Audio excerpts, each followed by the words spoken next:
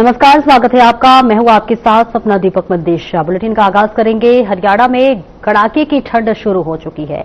मौसम विभाग ने राज्य के कई हिस्सों में तापमान सामान्य से 2 डिग्री सेल्सियस तक नीचे चला गया है, जिसके चलते कई स्थानों पर शीतलहर जैसे हालात बन गए हैं। वहीं आज से घने कोहरे का येलो अलर्ट भी जारी किया गया है। मौसम विभाग ने कोहरे को देखते हुए यात्रियों को सलाह दी गई है कि वे धीमी गति से वाहन चलाएं और घने कोहरे के समय यात्रा से बचे। इसके साथ ही साथ मौसम विभाग ने अगले कुछ दिनों तक ठंड से बचाव के लिए उचित उपाय करने की अपील की है। इस बीच वीरवार को सोनीपत स्थित कनाल रेस्ट हाउस का राज्य का सबसे ठंडा केंद्र रहा है, जहां न्यूनतम तापमान 5.0 डिग्री सेल्सियस दर्ज किया गया है। वहीं पंचकुला, अंबाला, कुरुक्षेत्र, करनाल, सोनीपत, पानीपत में सुबह और शाम के समय विजिबिलिटी में भारी कमी देखने को मिल रही है। और इस बीच आपको बता दें कि इसके अलावा राज्य के उत्तरी और पश्चिमी जिले चरखी दादरी की अगर बात कर ले, भिवानी, रोहतक, हिसार में न्यूनतम तापमान सामान्य से नीचे बने रहने की संभावना है।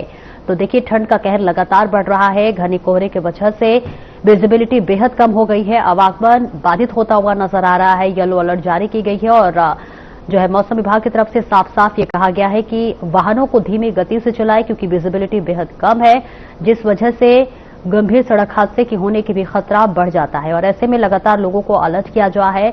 येलो अलर्ट देखिए शुरू हो चुका है, जारी कर दी गई है और ऐसे में विशेष सावधानी बरतने की बहुत ज्यादा जरूरत है।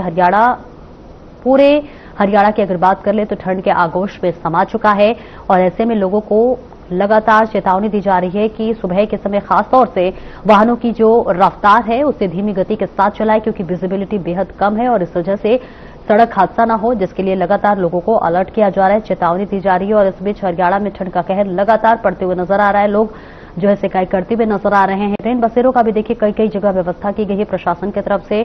लगातार लोग ठंड से बचने के लिए कई तरह के उपाय करते हुए नजर आ रहे हैं, जहां ठंड ने पूरे हरियाणा में इस वक्त दस्तक दे दी है और लोगों को कई तरह की दिक्कतों का, परेशानियों का यहां पर सामना करने को मिल रहा है। तो तस्वीरें सीधे आपको दिखा दें, जहां हरियाणा में कई जगह येलो अलर्ट जारी किया गया है और आज से देखिए येलो अलर्ट जारी किया गया है। विजिबिलिटी बेहद कम है, लोगों को आवागमन में काफी दिक्कतें हो रही हैं, जिस वजह से उन्हें चेतावनी दी जा रही है, उन्हें अलर्ट किया जा रहा है कि जो वाहनों का रफ्तार है वो धीमी गति से चलाए और इसके साथ ही साथ कहीं गंभीर सड़क हादसा न हो जाए, इसको लेकर भी लगातार अलर्ट किया जा रहा है। तो ये सीधी तस्वीरें आपको दिखा रहे हैं, जहां हरियाणा में इस वक्त ठंड का कहर लगातार बढ़ता हुआ नजर आ रहा है, जहां जो तापमान है वो 0 से भी, सामान्य तापमान से भी नीचे चला गया है। और हरियाणा में ठंड की वजह से लगातार लोगों को कई तरह के दिक्कतों का सामना करना पड़ रहा है। और देखिए, आज कई जिलों में सुबह सीजन का पहला कोहरा छाया। इस दौरान सोनीपत, पानीपत, फरीदाबाद व अन्य जिलों में विजिबिलिटी कम रही। मौसम विभाग ने भी 8 जिलों की बात कर ले, पंचकुला, अंबाला, यमुनानगर, कुरुक्षेत्र, करनाल, कैथल, जिंद और सोनीपत में गहरी धुंध का अलर्ट जारी किया है। यात्रियों को सावधानी बरतने की सलाह दी गई है। सोनीपत में सुबह विजिबिलिटी 10 मीटर से भी कम रही है। वहीं फरीदाबाद के ग्रामीण इलाकों में भी कोहरा देखा गया है। मौसम विशेषज्ञों के अनुसार 16 दिसंबर से एक बार फिर उत्तर पश्चिमी हवाएं चलने की संभावना जताई गई है। मौसम विभाग के अनुसार आने वाले दिनों में न्यूनतम तापमान में स्थिरता बने रहने की संभावना है, जिससे राज्य में हल्की ठंड का असर जारी रहेगा। हरियाणा में 24 घंटों के दौरान औसत न्यूनतम तापमान में 0.6 डिग्री सेल्सियस की बढ़ोतरी दर्ज की गई है। हालांकि मौसम विभाग के अनुसार तापमान सामान्य सीमा के आसमान के बना हुआ है और ऐसे आसपास बना हुआ है।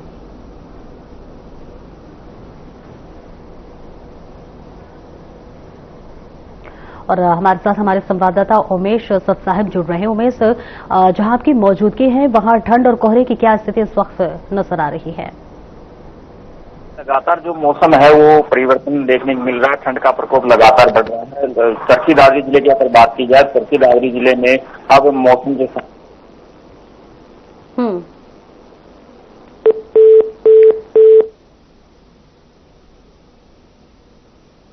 देखिए, लगातार हरियाणा में इस वक्त तापमान उसमें गिरावट दर्ज हो रहा है। वापस से हम उमेश से जुड़ेंगे, लेकिन इस बीच उससे पहले आपको तस्वीरें लगातार दिखा रहे हैं, जहां पर हरियाणा में 24 घंटों में दौरान औसतन न्यूनतम तापमान 0 से 6 डिग्री सेल्सियस की बढ़ोतरी दर्ज की गई है। हालांकि मौसम विभाग के अनुसार तापमान सामान्य सीमा के आसपास ही बना हुआ है। राज्य में सबसे कम न्यूनतम तापमान वो 6.3 डिग्री सेल्सियस हिसार में दर्ज किया गया है और ये सामान्य से 1.8 डिग्री नीचे है। तो वापस से चलते उमेश के पास। उमेश, क्या कुछ जानकारी दे रहे थे अभी जहां आपकी मौजूदगी है, वहां ठंड और कोहरे के क्या हालात हैं? देखिए, सतना जिले की बात की जाए तो लगातार जो है मौसम ठंड का बना हुआ है और मौसम में गिरावट देखने को मिल रही है, क्योंकि लगातार ठंड का प्रकोप सुबह शाम देखने को मिल रहा है, जिससे आम जनजीवन को काफी असर देखने को मिल रहा है। उसके साथ साथ में जिला प्रशासन भी पूरा प्रयास कर रहा है कि ठंड के प्रभाव से लोगों को कैसे बचाया जाए। उसको लेकर के जिला प्रशासन जो जिला उपायुक्त उनकी तरफ से बैठक भी की गई है और सभी विभाग के जो अध्यक्ष हैं उनको निर्देश दिए गए हैं कि ठंड के प्रभाव से बचाने के लिए नागरिकों को उचित व्यवस्था की जाए, चाहे वो स्वास्थ्य विभाग है, चाहे और भी संबंधित विभाग है।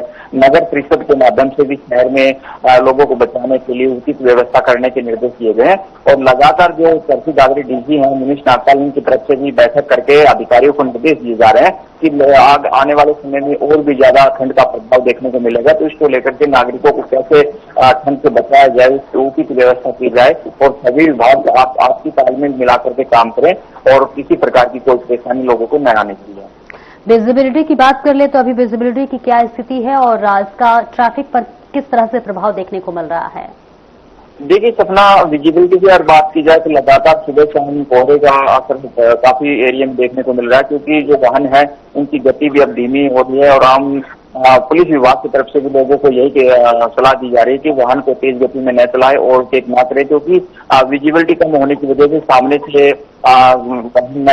दिख पाने की वजह से हादसे होने का खतरा बना रहता है। तो इसको लेकर के वाहन चालकों को अपील की जा रही है कि वो रिफ्लेक्टर टेप लगवाएं अपने वाहनों पर और जो यातायात नियमों का पालन करते हुए उचित जो है तो सही दिशा में गाड़ी चलाएं और ज्यादा ओवरटेक न करें और ज्यादा स्पीड में गाड़ी न चलाए। वाहन चालक यातायात नियमों का उचित पालन करें। कोहरे को लेकर प्रशासन की तरफ से क्या कोई एडवाइजरी जारी की गई है, खासतौर से यात्रियों के लिए? जिला प्रशासन द्वारा लगातार जो है ये यात्रियों और साथ में नागरिकों से यह अपील की जा रही है कि ठंड को मौसम को देखते हुए जरूरी काम होने पर ही घर के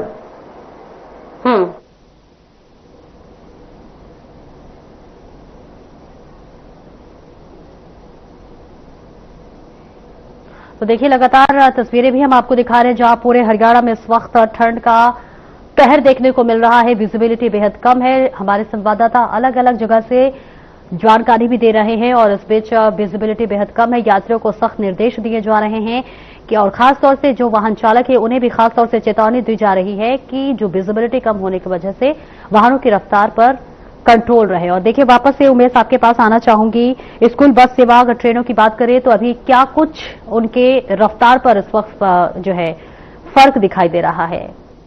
चरखी दादरी जिले में और भी साथ लगते जो जिले हैं उनमें जो है यातायात व्यवस्था से काफी असर देखने को मिल रहा है। वाहन जो है सुबह के समय जो है जैसे स्कूल की बसें हैं उनको भी स्कूल के जो प्रबंधक उनको निर्देश दिया गया कि बसों की रफ्तार को नियंत्रित रखें, क्योंकि छोटे बच्चे होते हैं उनको ठंड से बचाने के लिए और दुर्घटना न हो इसको लेकर के जो है स्कूल बस को बस चालक है उनको निर्देश दिए गए हैं कि वो यातायात नियमों का पालन करते हुए कम स्पीड में गाड़ी चलाएं और किसी प्रकार की दुर्घटना होने से बचा जा सके।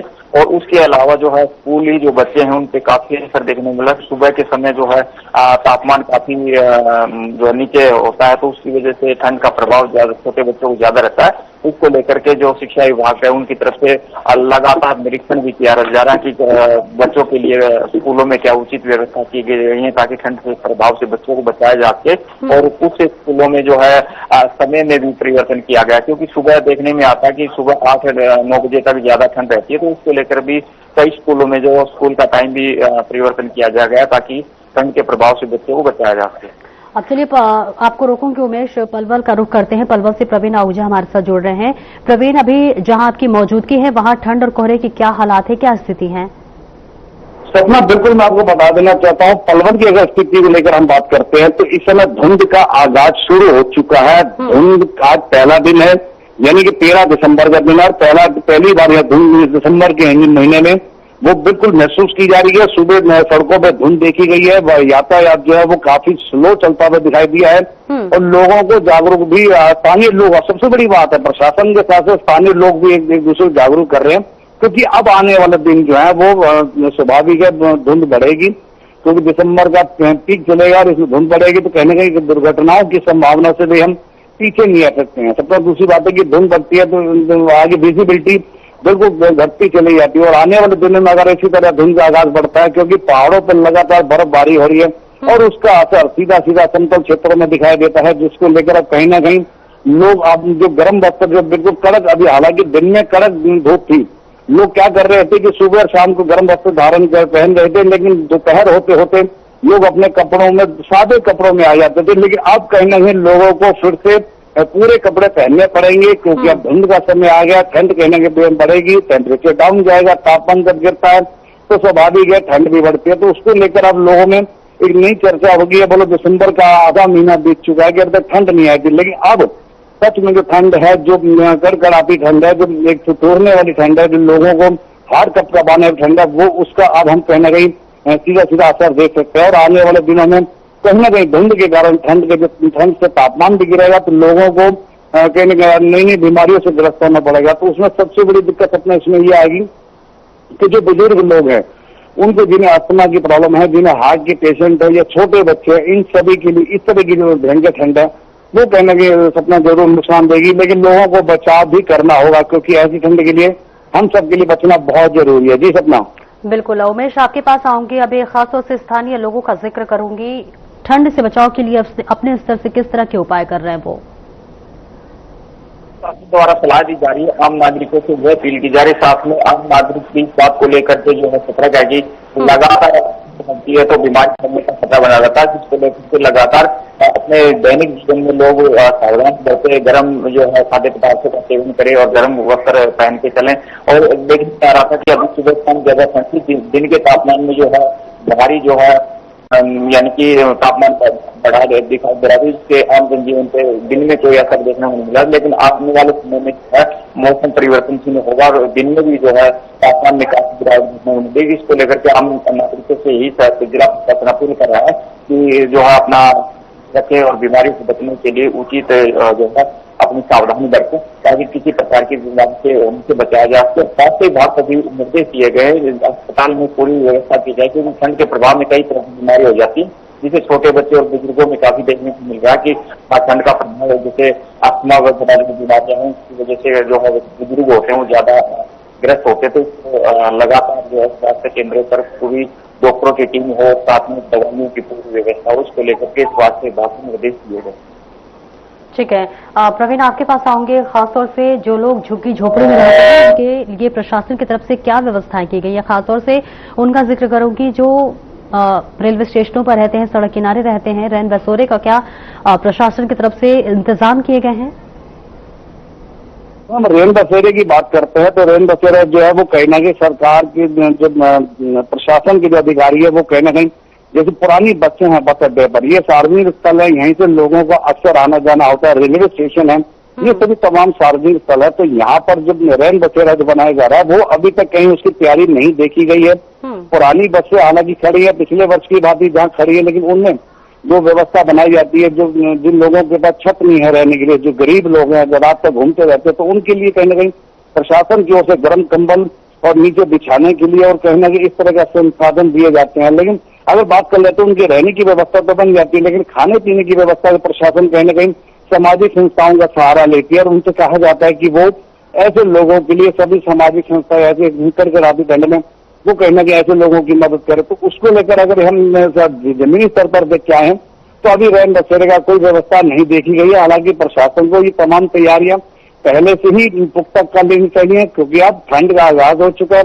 और ऐसे में जो तमाम जो लोग हैं जिनके पास रहने के लिए जगह नहीं है, छत नहीं है, या जो गरीब लोग हैं जिनके पास ऐसी व्यवस्था नहीं बन पाती, तो उनके लिए कहीं ना कहीं ये प्रशासन का दायित्व बनता है कि वो ऐसे लोगों को शरण दे, ऐसे लोगों को रैन बसेरा बनाए ताकि वो कड़कड़ाती ठंड में अपना गुजारा कर सके। तो उसके लिए सपना कहीं ना कहीं आने वाले दिन में ठंड देखिए अब बिल्कुल लगातार अब बढ़नी शुरू हो रही है, बढ़ेगी तो तापमान गिरेगा, तो वो कहीं ना कहीं आम लोगों को नुकसान भी देगा। जो गरीब लोग हैं उनके लिए तो बहुत ज्यादा एक चिंता का विषय बनता है।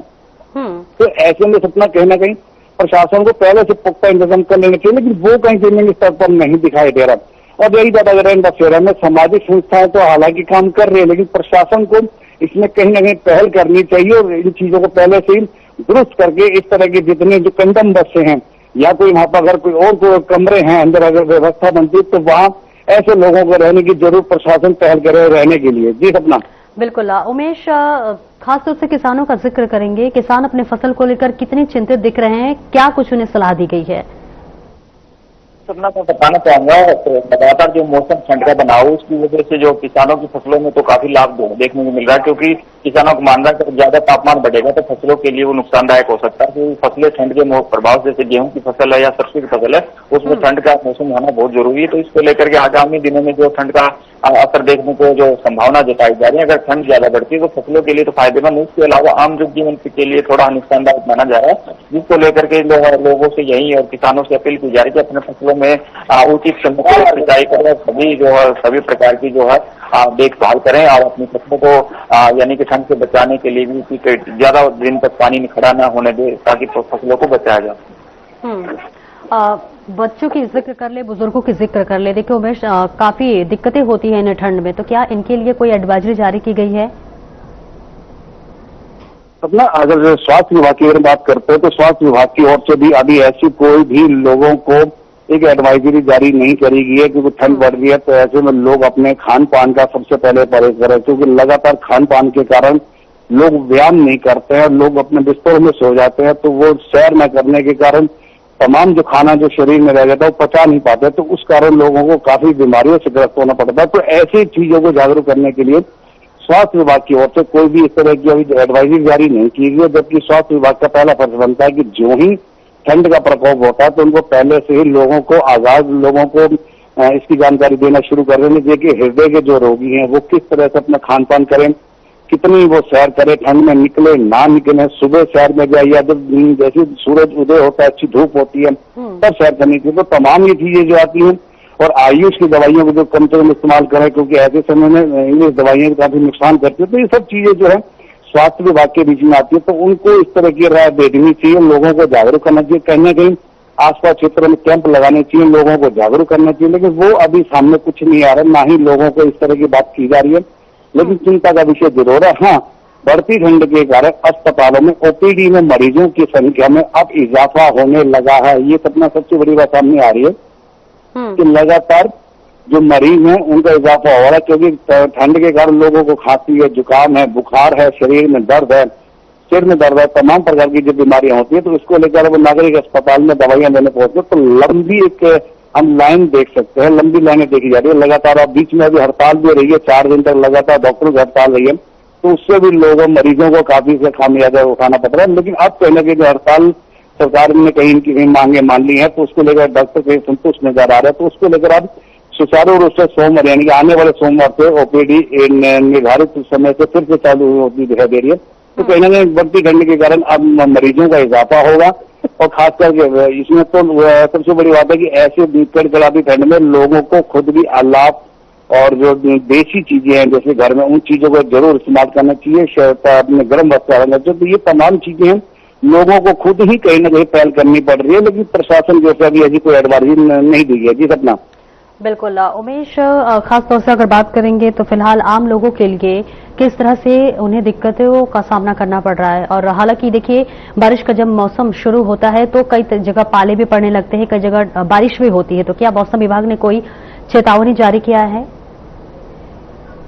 विभाग की तरफ से आगामी दिनों में ठंड का प्रभाव ज्यादा देखने को मिल सकता है। कुछ इलाकों में जो बारिश की संभावना जताई जा रही है, और जहां पर ज्यादा जैसे ठंड का प्रभाव ज्यादा बढ़ता है तो आम जनजीवन पे इसका असर काफी देखने को मिल रहा है, चाहे वो बुजुर्ग हों चाहे वो छोटे बच्चे हों, उनके जो जीवन पे काफी असर देखने को मिला। छोटे बच्चों में जो है ठंड का प्रभाव ज्यादा फैलता है, तो उसको लेकर के लगातार जो है अभिभावक है उनको भी जागरूक रहना होगा, क्योंकि छोटे बच्चे जो होते हैं उनको ठंड से बचाना बेहद जरूरी है। क्योंकि जो नौजवान होते हैं उनको ठंड ज्यादा असर देखने को नहीं मिलता है, जो बुजुर्ग और छोटे बच्चे होते हैं उनमें ठंड का प्रभाव ज्यादा होता है और उनमें कई तरह की बीमारियां होने की संभावना होती है। तो इसको लेकर के लगातार नागरिकों को ठंड के प्रभाव से बचाने के लिए अपनी सावधानी बरतनी होगी। स्वास्थ्य विभाग को भी उचित व्यवस्था रखनी होगी, ताकि जो लगातार जैसे कि स्वास्थ्य केंद्रों में ओपीडी की संख्या लगातार बढ़ रही है, तो चरखी दादरी जो सिविल अस्पतालों उसमें भी ओपीडी की संख्या बढ़ रही है, लगातार मरीज ठंड के जो है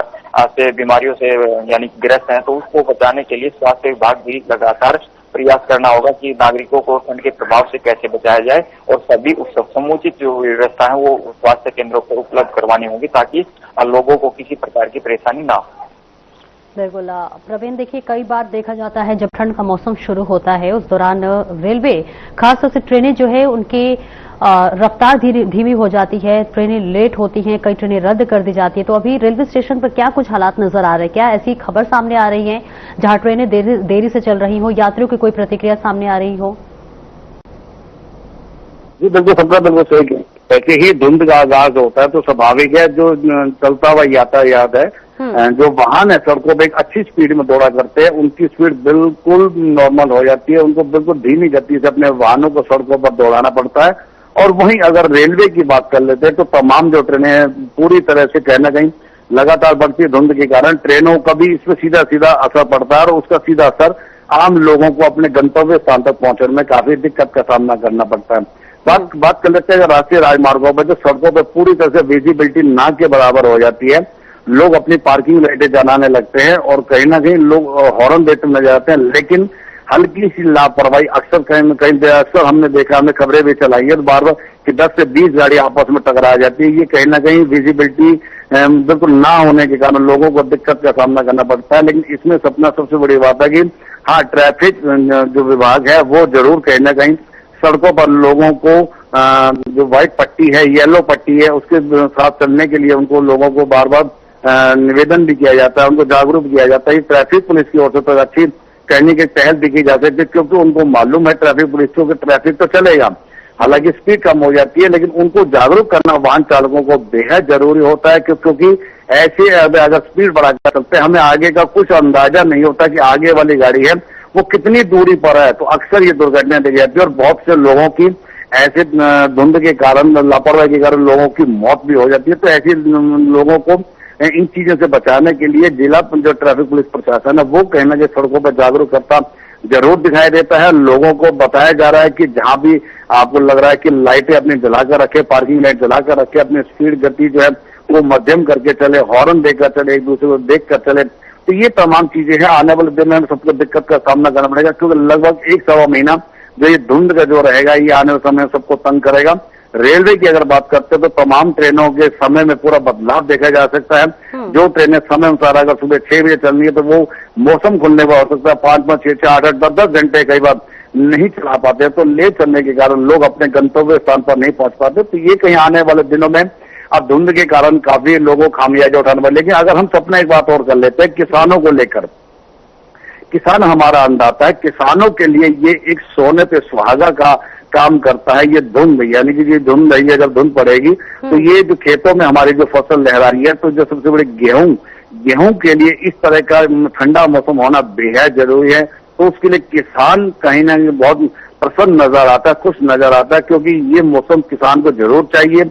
अगर गर्मी का तापमान बढ़ता है तो हमारी जो फसल है वो खड़ी खेतों में पीली पड़ने लग जाती है, तो उस कारण वो फसल में जो दाना है वो दाना अगर अच्छा नहीं आएगा तो कहीं ना कहीं आने वाले समय अगर फसल पूरी प्रॉपर अच्छे ढंग से किसान नहीं निकाल पाता या नहीं निकल पाती है तो उससे आने वाले समय में किसान को तो नुकसान होता ही होता है। इससे आने वाले समय में देश की जो अर्थव्यवस्था है उस पर काफी इसका सीधा सीधा असर देखा जा सकता है क्योंकि जो गेहूं है ये इससे बहुत कुछ निकलता है। तो ये सब चीजें ऐसे मौसम में किसान के लिए तो बहुत लाभदायक है। किसान चाहता भी कि ऐसे धुंध का जो मौसम है ये जो रहेगा वो जरूरी है। लेकिन कहने की मौसम विभाग की बात करें, मौसम विभाग का कहना है कि आने वाले दिनों में बरसात, पश्चिमी विक्षोभ के कारण बरसात भी देखी जा सकती है और इसको पहले ही मौसम विभाग अलर्ट कर रहा है कि आने वाले दिनों में जरूर बरसात होगी। तो उसको लेकर लोगों को इस चीज की चेतावनी दी जा रही है। जी सपना। ठीक है, बहुत बहुत शुक्रिया प्रवीण इस महत्वपूर्ण जानकारी के लिए। उमेश, आपका भी बहुत बहुत शुक्रिया इस खास जानकारी के लिए। तो साफ है हरियाणा में ठंड के साथ साथ कोहरे की मार भी पड़ती हुई नजर आ रही है। येलो अलर्ट जारी कर दिया गया है और ऐसे भी प्रशासन कोई एडवाइजरी जारी करे उससे पहले हमें खुद अपने स्तर पर अलर्ट रहना पड़ेगा। फिलहाल इस चर्चा में इतना ही। नमस्कार।